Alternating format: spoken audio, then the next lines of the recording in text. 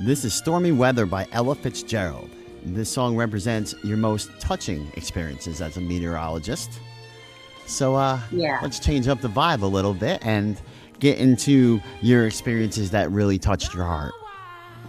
Well, right there where she starts, don't know why, ain't no clouds up in the sky, or sun up in the sky, excuse me, because the clouds are around. Like, why is it so stormy? And it's probably a long-term storm for her. That line then connects to since my man and I came together, that's what the name was.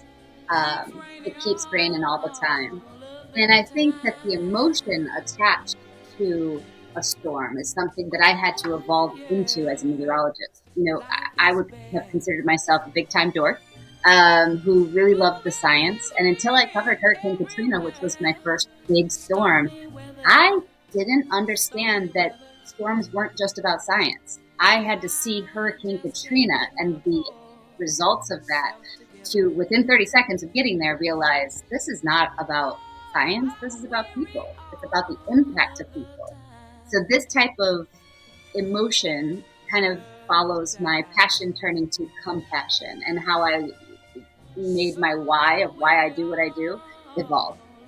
And my storm chasing turned into storytelling.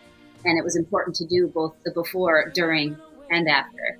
And then and this is where the why has gone now, how do we make these decisions? When I'm in Hurricane Michael and I'm running into people that I ask, why did you stay? And most of the time people would say, oh, I didn't think it was going to be that bad. I started running into people who were saying, I didn't have a way out. I don't speak English. I didn't have anyone to come pick me up, and I don't drive. I have an oxygen tank and I couldn't, get a hold of it. It was wild to see that there were people who wanted to leave and didn't have access to leave. And I thought, well, that's my next why. Now we take it on. So I think it's just this one hits all the emotion that I feel in a storm. Yeah, I believe it.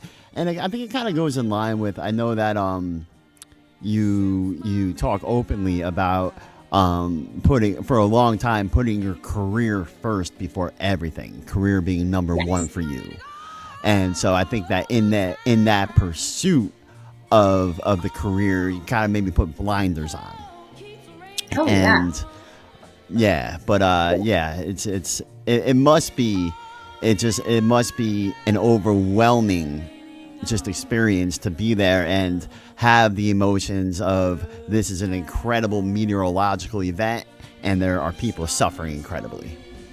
Yes, I think that and you have to be able to see and feel both of those. And as I've grown and as I've, become a wife and a mother and just a more evolved, mature human being, I think that you really get the depth of what nature is and the beauty of it. And this is the other great part, is I've learned so much about grief, about how people grieve. People are so gracious with Mother Nature.